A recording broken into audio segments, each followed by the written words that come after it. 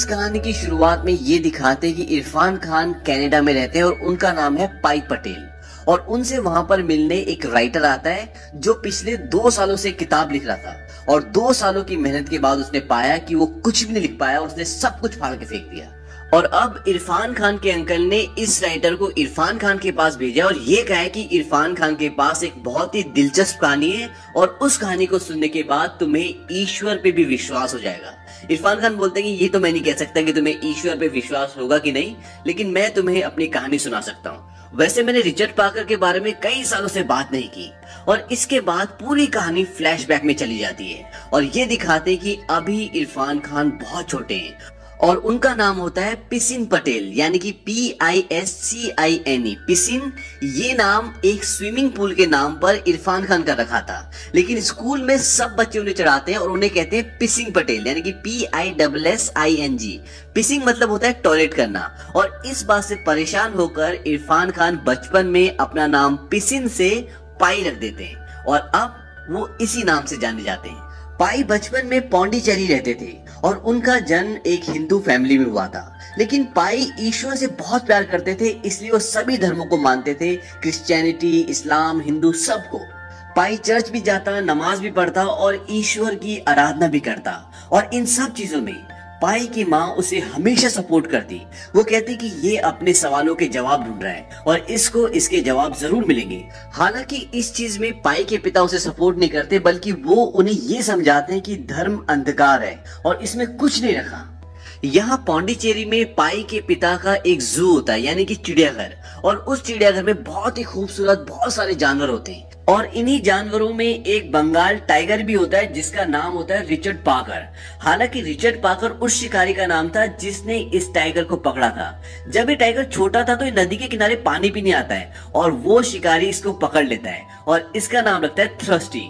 और जब इसे जू भेजा जाता है तो इसका नाम शिकारी के नाम से बदल जाता है, यानी कि शिकारी का नाम तो हो जाता है थ्रस्टी और इसका नाम हो जाता है रिचर्ड पाकर। हालांकि बाद में बात सबको पता चल जाती है, लेकिन सब इसको अब रिचर्ड पाकर के नाम से बुलाते हैं। पाई जब 12 साल का होता है तो वो रिचर्ड पाकर को अपने हाथ से मांस का टुकड़ा खिलाना चाहता है और रिचर्ड पाकर भी खाने वाला होता है कि तभी उसके पिताजी आ जाते हैं और उसे बहुत डांटते हैं और उसे सबक सिखाने के लिए वो रिचर्ड पाकर के केज के बाहर एक बकरी के बच्चे को बांध देते हैं और तभी रिचर्ड पाकर आता है और उसे बड़ी बेरहमी से मारता है। ये देखकर पाई बहुत डर जाता है और उसके बाद उसकी पूरी धारणा रिचर्ड पाकर के लिए बदल जाती है। वक्त बीतता है और पाई पटेल 16 साल का हो जाता है और 16 साल की उम्र में उसकी मुलाकात होती है आनंदी से और आनंदी से उसे प्यार हो जाता है। लेकिन तभी उसके पिता उसे बताते हैं कि हम पूरी फैमिली के साथ अब कनाडा शिफ्ट हो रहे हैं, क्योंकि यहाँ पर जो उनका जू था वो अब बंद हो रहा है, क्योंकि जिस जमीन पे उनका जू होता है वो उनकी नहीं होती, लेकिन जानवर उनके होते हैं। तो पाई के पिता कहते हैं कि हम जानवरों को लेके शिप में जाएंगे और मैं अपने जानवर नॉर्दर्न अमेरिका में भेज दूंगा और हम कनाडा में शिफ्ट हो जाएंगे, क्योंकि वहां मुझे कोई जॉब जरूर मिल जाएगा। और ये डिसाइड होता है कि अब पूरी फैमिली कनाडा शिफ्ट होगी। हालांकि पाई कनाडा नहीं जाना चाहता, वो इंडिया ही रहना चाहता है, लेकिन पाई की उम्र अभी इतनी नहीं है कि वो अपनी भी बात रख सके। और कनाडा जाने से पहले वो आनंदी से मिलता है, उसे बहुत दुख होता है और उसके बाद ये दिखाते कि पूरी फैमिली शिप में पाई और उसकी माँ वेजिटेरियन होती है। हालांकि उसका भाई जिसका नाम रवि है और उसके पिता नॉन वेजिटेरियन होते हैं। अब शिप में वेजिटेरियन खाना नहीं मिलता तो उन्हें वहां पर बहुत समस्या होती है, लेकिन वो किसी तरह से एडजस्ट कर लेते हैं। अब जब उनका शिप विशाल समंदर के बीचों बीच होता है तो एक तूफान आता है और उस वक्त पाई पटेल डेक पे होते हैं और पाई की पूरी फैमिली अपने अपने रूम्स में होती है। और इसके बाद ये दिखाते कि शिप डूब रहा है और सब भाग रहे हैं और तब ये दिखाते कि पाई भी अपनी फैमिली के पास जाना चाहता है, लेकिन एक क्रू मेंबर उसे सेफ्टी बोट पे फेंक देता है और बोलता है कि तुम जाओ। हालांकि पाई जाना नहीं चाहता, वो अपनी फैमिली की मदद करना चाहता है। और जब पाई अकेला सेफ्टी बोट में होता है तभी ये दिखाते कि एक ज़ेब्रा उसी बोट में कूदता है और उसके कूदने की वजह से रस्सी छूट जाती है और उनकी सेफ्टी बोट समंदर में गिर जाती है और अब उस बोट में ज़ेब्रा और पाई होते हैं। तूफान बहुत तेज होता है और समंदर की लहरें बहुत ऊंची ऊंची होती है। तभी पाई देखता है कि समंदर में कोई तैर रहा है और उसे लगता है कि वो कोई इंसान है और वो उसे बचाने के लिए एक ट्यूब फेंकता है ताकि उसे खींचकर बोट पे ले आए। और जब उसके पास वो चीज आती है तो वो देखता है कि वो रिचर्ड पाकर होता है, यानी कि वो बंगाल टाइगर। पाई कोशिश करता है कि वो बोट पे ना आए, लेकिन समंदर की लहरें बहुत ऊंची होती है जिसकी सपोर्ट से वो बोट में आ जाता है और पाई बोट से नीचे कूद जाता है। लेकिन पाई के पास कोई ऑप्शन नहीं होता और उसे दोबारा बोट में आना पड़ता है। और जब वो बोट पे आता है तो वो देखता है कि वहां पर रिचर्ड पाकर नहीं होता, वहां पर सिर्फ जिब्रा होता है। और जिब्रा अपनी जगह से नहीं हिल सकता क्योंकि जब वो बोट पे कूदा था तो उसका पैर टूट जाता है और वो एक जगह लेटा होता है। इसके बाद ये दिखाते हैं कि सुबह हो जाती है और तूफान थम जाता है, लेकिन बोट के अंदर पानी भर चुका है जिसे पाई बाल्टी से निकाल के बाहर फेंकता है। और जब वो पानी फेंक रहा होता है तभी वहां से एक हाइना आता है जो अंदर छुपा होता है। दरअसल वहां पर एक टेंट टाइप का होता है जिससे आधी से थोड़ी सी कम बोट कवर्ड होती है और उसी के अंदर वो हाइना छुपा होता है। पाई हाइना को देखकर बोलता है कि शायद अभी नींद की दवा का असर खत्म नहीं हुआ, क्योंकि जब ये सारे जानवरों को समंदर के सफर में ले जाते हैं तो सबको नींद की दवाई दे देते हैं क्योंकि जानवरों की समंदर में तबीयत खराब हो जाती है। धीरे धीरे हाइना एक्टिव होता है और पाई पे अटैक करने की कोशिश करता है, लेकिन पाई ऊपर चला जाता है जहां पर वो टेंट होता है और हाइना वहां पर नहीं आ पाता। और उसके पास एक डंडा भी होता है जिससे वो हाइना को पीछे कर रहा होता है। तभी पाई देखता है कि समंदर में एक चिंपैंजी केलों के गट्ठे के ऊपर बैठा होता है और वो बहता हुआ जा रहा होता है। पाई उसे जोर से आवाज लगाता है और उसे अपनी बोट पे बुला लेता है। और अब बोट पे ये 4 लोग हैं, पाई, जिब्रा, हाइना और चिंपैंजी। बोट में पाई के लिए और चिंपैंजी के लिए खाना है, लेकिन हाइना के लिए नहीं, क्योंकि वो शिकारी है और वो रात को जिब्रा को मार देता है। पाई को भी ये डर होता है कि कहीं रात को सोते हुए हाइना उसे मार ना दे, इसीलिए बोट से एक डंडा निकला होता है जिसमें एक ट्यूब होती है और उसी के सहारे वो बोट से बाहर लटक के रहता है। अगले दिन सुबह पाई बोट में कुछ सामान से तैरने वाला एक प्लेटफॉर्म बनाता है ताकि उसे समंदर में फेंक दे और वो वहां जाकर बैठ जाए ताकि वो इन जानवरों से बचा रहे। जिब्रा को तो हाइना पहले मार चुका है और अब बोट पे 3 है, चिंपैंजी, हाइना और पाई। पाई जब वो प्लेटफॉर्म बना लेता है तभी वो हाइना बाहर निकल जाता है और चिंपैंजी और हाइना की लड़ाई होती है। चिंपैंजी हाइना को एक लपाड़ा मारता है और नीचे गिरता है धड़ाक से, और ये देखकर पाई बहुत खुश होता है। तभी हाइना दोबारा से चिंपैंजी पे अटैक करता है और वो उसे मार देता है। हालांकि पाई उसे बचाने की कोशिश भी करता है, लेकिन वो उसे बचा नहीं पाता। पर अब पाई को बहुत गुस्सा आ जाता है, वो चाकू निकालता है और हाइना को बोलता है कि चलो आओ आओ। और तभी वहां से रिचर्ड पाकर निकल कर आता है और वो हाइना को मार देता है। दरअसल रिचर्ड पाकर भी नीचे छुपा होता है और इसके बाद वो पाई पर भी अटैक करने की कोशिश करता है, लेकिन पाई ने जो प्लेटफॉर्म बनाया होता है वो उसे समंदर में फेंक देता है और उस पर जाकर बैठ जाता है और उस प्लेटफॉर्म को बोर्ड से रस्सी से बांध देता ताकि वो उससे दूर न जाए। रात भर पाई उसी प्लेटफॉर्म पे रहता है। अब वो बोट पर नहीं जा सकता क्योंकि अगर वो बोट पर गया तो रिचर्ड पाकर उसे मार देगा। लेकिन जब उसे भूख लगती है तो उसे बोट पर जाना पड़ता है, पर वो बोट के ऊपर नहीं जाता बल्कि नीचे खड़ा होकर खाने का सामान निकाल रहा होता है। और तभी रिचर्ड पाकर उस पर अटैक करता है और इसके बाद वो अपने प्लेटफॉर्म को दोबारा से बोट से दूर कर लेता है। इसी के साथ ये भी दिखाते हैं कि सेफ्टी बोट में खाने के साथ एक मैनुअल, एक बुकलेट भी होती है जिसमें ये लिखा होता है कि अगर आप समंदर में फंस जाएं तो आपको क्या क्या करना चाहिए होता है। उसमें एक मैप भी होता है, लेकिन पाई को मैप देखना नहीं आता और पाई वो सब कुछ करता है जो उस बुकलेट में लिखा होता है। पाई ईश्वर से ये भी बोलता है कि तुमने मुझे बनाया है, तुम ही मेरा सब कुछ हो और अब तुम ही मुझे रास्ता भी दिखाओगे। पाई जानता है कि समंदर का सफर अब बहुत लंबा होने वाला है और जो प्लेटफॉर्म पाई ने अपने लिए बनाया है उस पर बहुत लंबे समय तक नहीं रहा जा सकता। इसीलिए वो तय करता है कि वो रिचर्ड पाकर को ट्रेनिंग देगा ताकि उसे अपने हिसाब से कंट्रोल कर सके, लेकिन उसकी ये कोशिश नाकामयाब रहती है। और यहाँ पर अब सबसे बड़ी प्रॉब्लम ये है कि वहां पर खाने के लिए कुछ भी नहीं है क्योंकि रिचर्ड पाकर जिब्रा को और हाइना दोनों को खा चुका है। और सबसे बड़ी समस्या ये होती है कि रिचर्ड पाकर के पास पीने के लिए पानी नहीं होता। अब पाई उसकी मदद करता है, पाई उसे पानी पिलाता है और पाई सीटी के जरिए उसके साथ कम्युनिकेट करने की कोशिश करता है, यानी कि उसे अपने थॉट समझाने की कोशिश करता है। लेकिन रिचर्ड पाकर का रवैया अभी भी पाई की तरह बहुत एग्रेसिव होता है। पाई मछली पकड़ने की कोशिश कर रहा होता है क्योंकि वो जानता है कि अगर रिचर्ड पाकर की भूख आउट ऑफ कंट्रोल हो गई तो वो पानी में कूदकर उसे मार सकता है। पाई मछली पकड़ने की बहुत कोशिश करता है लेकिन उसे कामयाबी नहीं मिलती और इसके बाद होता भी वही है जो पाई ने सोचा होता है। रिचर्ड पाकर समंदर में कूद जाता है लेकिन वो मछली नहीं पकड़ पाता और तब वो पाई की तरफ बढ़ता है और पाई जल्दी से रस्सी खींचकर बोट के ऊपर चला जाता है और अब रिचर्ड पाकर नीचे और पाई बोट के ऊपर। और रिचर्ड पाकर बहुत कोशिश करता है कि वो बोट के ऊपर आ जाए, लेकिन बोट ऊंची होती है और इसलिए वो ऊपर आ नहीं पा रहा होता। और पाई उस प्लेटफॉर्म को भी बोट पर ऊपर खींच लेता है जो उसने अपने लिए बनाया था, जिस पर वो बैठा रहता था, और वो कुल्हाड़ी निकालता है और अब वो शेर को यानी कि रिचर्ड पाकर को मारने वाला होता है कि वो रुक जाता है। पाई बोलता है कि मैं क्या कर रहा हूँ।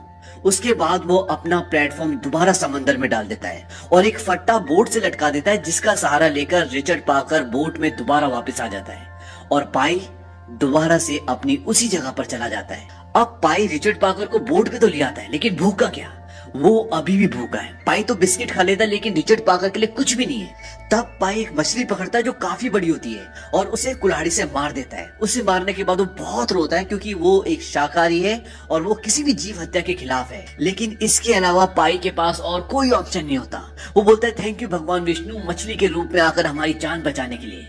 और वो मछली वो रिचर्ड पाकर को दे देता है। अब रात हो जाती है और रात को एक बहुत बड़ी व्हेल मछली उनकी बोट के पास आती है और वहीं पर एक जंप लगाती है। जंप लगाने से पानी बहुत जोर से हिलता है और जो प्लेटफॉर्म पाई ने अपने लिए बनाया था वो पूरी तरह से हिल जाता है और उसी प्लेटफॉर्म पर उसका सारा खाना और पानी होता है और वो सब का सब समंदर में बह जाता है। और अब पाई के पास ना खाने के लिए कुछ है, ना पीने के लिए पानी है। अगली सुबह पाई बोट पर कुछ लेने के लिए आता है, क्योंकि उस वक्त रिचर्ड पाकर अंदर होता है और जब वो बोट के ऊपर आता है तो उसी वक्त रिचर्ड पाकर बाहर आ जाता है। तभी पाई से एक मछली टकराती है और वहां पे गिर जाती है। उस मछली को पाई उठाता है और रिचर्ड पाकर की तरफ फेंकता है, बोलता है कि ये तुम्हारे लिए है। और जैसे ही उसकी तरफ फेंकता है वो मछली उड़ के भाग जाती है। दरअसल ये उड़ने वाली मछली होती है। अब रिचर्ड पाकर और पाई दोनों उस मछली की ओर देख रहे होते हैं। तभी वो दूसरी तरफ देखते हैं कि वहां से एक बहुत बड़ा मछलियों का झुंड उड़ते हुए उनकी तरफ आ रहा होता है और जब वो झुंड उनकी बोट के आगे से गुजरता है तो बहुत सारी मछलियां उनकी बोट में गिर जाती है और एक बड़ी मछली जो उन मछलियों को खाने आ रही होती है वो भी उनकी बोट में गिर जाती है। उस मछली को रिचर्ड पाकर खाना चाहता है, लेकिन उससे वो पाई छीन लेता है, बोलता है कि मेरी है और रिचर्ड पाकर उस मछली को छोड़ देता है। हालांकि पाई शाकाहारी है, लेकिन उसके पास खाने के लिए कुछ भी नहीं है, इसीलिए वो मछली खाना शुरू कर देता है। और इसी के साथ साथ पाई अब रिचर्ड पाकर को ट्रेन करने की कोशिश करता है, उसे अपने कंट्रोल में लाने की कोशिश करता है और इस बार पाई को काफी हद तक कामयाबी मिल जाती है। लेकिन अभी भी पाई बोट के ऊपर नहीं रह सकता, क्योंकि जानवर का कोई भरोसा नहीं, वो कब हमला कर दे ये नहीं कहा जा सकता। अब इसी तरह से इन दोनों का सफर चल रहा होता है और एक रात को बहुत जोर से तूफान आता है और उस तूफान में इन दोनों की हालत खराब हो जाती है। इसी के साथ साथ पाई का प्लेटफॉर्म भी पानी में बह जाता है जो उसने अपने लिए बनाया था और अब पाई के पास अलग से रहने के लिए कुछ भी नहीं है और इसके आगे इन दोनों को बोट पर एक साथ ही रहना पड़ेगा। कुछ दिन बीतते हैं और इन दोनों की हालत खराब हो जाती है। रिचर्ड पाकर भी अब एक ही जगह लेटा होता, वो हिल भी नहीं रहा होता। पाई उसके पास जाता है, उसका सिर अपनी गोद में रखता है और बहुत रोता है। वो कहता है कि रिचर्ड पाकर हम मर रहे हैं। लेकिन शायद किस्मत ने, ईश्वर ने इन दोनों के लिए कुछ और ही सोच रखा था। एक सुबह जब पाई की आंखें खुलती है तो वो देखता है कि उनकी बोट एक टापू के किनारे पर होती है। पाई उस टापू पर उतरता है, कुछ जंगली सब्जियां खाता है और वहां से आगे जाता है और जब वो आगे जाता है तो उस टापू पे हजारों नेवले होते हैं और वहीं पर बीच में एक झील होती है और पाई उस मीठे पानी की झील में जाकर नहाता है। तभी वहां पर रिचर्ड पाकर भी आ जाता है जो नेवलों को खाकर अपना पेट भरता है। शाम को पाई पेड़ के ऊपर सोने के लिए अपना इंतजाम कर रहा होता है। तभी वो देखता है कि सारे नेवले जितने भी उस टापू में होते हैं वो सब के सब पेड़ों पे चढ़ जाते हैं और रिचर्ड पाकर भी भागकर नाव में चला जाता है। पाई को कुछ समझ में नहीं आता, लेकिन रात को जब पाई की आंखें खुलती है और वो तालाब में देखता है तो वहां पर जितनी भी मछलियां होती है वो सब मर चुकी होती है और वो सब की सब पानी में गल रही होती है। इसके बाद ये दिखाते हैं कि पाई जिस पेड़ पे बैठा होता है उसी पेड़ पे उसके सिर के ऊपर एक फल लगा होता है, लेकिन वो फल नहीं होता। पाई जब उसे खोलता है तो उसके अंदर इंसान का एक दांत होता है और पाई समझ जाता है कि ये आइलैंड एक आदमखोर आइलैंड है। दरअसल उस आइलैंड का रात को जितना भी पानी था वो सारा एसिड में बदल जाता था और पानी में जितनी भी मछलियां होती थी वो सब मर जाती थी और वहीं पे गल जाती थी और इसी कारण से वहां पर जितने भी नेवले थे वो सारे के सारे पेड़ों पे चढ़ जाते थे और रिचर्ड पाकर भी भागकर नाव में चला जाता था, क्योंकि रात को जो भी हुआ रहेगा उसे सिर्फ मौत मिलेगी। दरअसल वो एक आदमखोर आइलैंड था जो कि पशु पक्षी आदमी किसी को भी मार सकता था। अगले दिन पाई बहुत सारी सब्जियां खाता है और अपने लिए बोट में बहुत सारी सब्जियां, पानी और रिचर्ड पाकर के लिए बहुत सारे नेवले रख लेता है, क्योंकि अब उन्हें यहाँ से आगे का सफर तय करना है। पाई पूरी तैयारी करने के बाद सीटी बजाता है और जोर से रिचर्ड पाकर को आवाज लगाता है और रिचर्ड पाकर भी भागकर बोट पे चढ़ जाता है। अगर वो रिचर्ड पाकर को इस आइलैंड पे छोड़ता तो मर जाता, इसीलिए वो उसे अपने साथ ले जाता है। इससे आगे वो बहुत लंबा सफर तय करते हैं और फाइनली वो मैक्सिको के बीच पर पहुंच जाते हैं और वहां पर रिचर्ड पाकर उतरता है और जंगल की तरफ जाता है। पाई भी थककर वहीं किनारे पे पड़ा होता है और पाई सोचता है कि रिचर्ड पाकर उसे पीछे मुड़ के जरूर देखेगा। लेकिन वो उसे पीछे मुड़कर नहीं देखता और वो जंगल में चला जाता है। इस बात से पाई को बहुत दुख होता है, वो बच्चों की तरह रोता है। तभी वहां पर कुछ लोग आ जाते हैं और वो पाई को उठाकर अपने साथ ले जाते हैं। अब कहानी घूमकर फ्लैशबैक से प्रेजेंट में आ जाती है, जहां पर इरफान खान यानी कि जो पाई बड़ा हो चुका है वो उस राइटर को ये पूरी कहानी सुना रहा है। इरफान खान बोलता है कि ईश्वर हमेशा मेरे साथ था, अगर मैं उस फ्लोटिंग आइलैंड पे नहीं पहुंचता तो मैं मर जाता, और अगर मुझे वो दांत नहीं दिखता तो शायद मैं उसी आइलैंड में हमेशा के लिए रुक जाता और वहीं खो जाता। लेकिन ईश्वर हमेशा हर कदम पे मेरे साथ था। पहले उसने मुझे उस आइलैंड पे आराम दिया और उसके बाद उसने मुझे अपना सफर तय करने का, आगे जारी रखने का संकेत दिया। इरफान खान बोलता है कि अगर रिचर्ड पार्कर नहीं होता तो शायद मैं जिंदा नहीं रहता। उसने मुझे जिंदा रहने की एक वजह दी, लेकिन सबसे ज्यादा दुख तब होता है जब आप किसी को अलविदा ना कह पाओ। वो कहता है कि मेरे पिता ने जो कुछ मुझे सिखाया उसी की वजह से मैं जिंदा रह पाया। काश मैं उन्हें थैंक यू कह पाता, काश मैं रिचर्ड पार्कर को ये कह पाता कि अब सब ठीक है, ईश्वर हमारे साथ है, मेरी जान बचाने के लिए शुक्रिया। अब राइटर बोलता है कि मुझे कई चीजों पे तो यकीन ही नहीं होता। इरफान खान बोलता है कि उस जहाज में अकेला केवल मैं ही बचा था, इसीलिए जापानीज शिपिंग कंपनी ने 2 लोगों को मेरे पास भेजा क्योंकि वो इंश्योरेंस वालों को कुछ रिपोर्ट देना चाहते थे। और जब मैंने उन्हें पूरी कहानी सुनाई तो उनको इस कहानी पे यकीन ही नहीं हुआ। उन्होंने कहा कि हमें कुछ ऐसा बताओ जिसपे हम यकीन कर सके, लोग यकीन कर सकें। और उसके बाद मैंने उन्हें एक मनगढ़ंत कहानी सुना दी और उस कहानी की कॉपी अभी भी मेरे पास है और वो कॉपी वो उस राइटर को देता है। इसके बाद इरफान खान उससे पूछता है कि तुम्हें कौन सी कहानी अच्छी लगी। वो बोलता है कि पहली वाली जिसमें शेर है। इरफान खान बोलता है थैंक यू। वो बोलता है क्या आप मुझे इस कहानी को लिखने देंगे।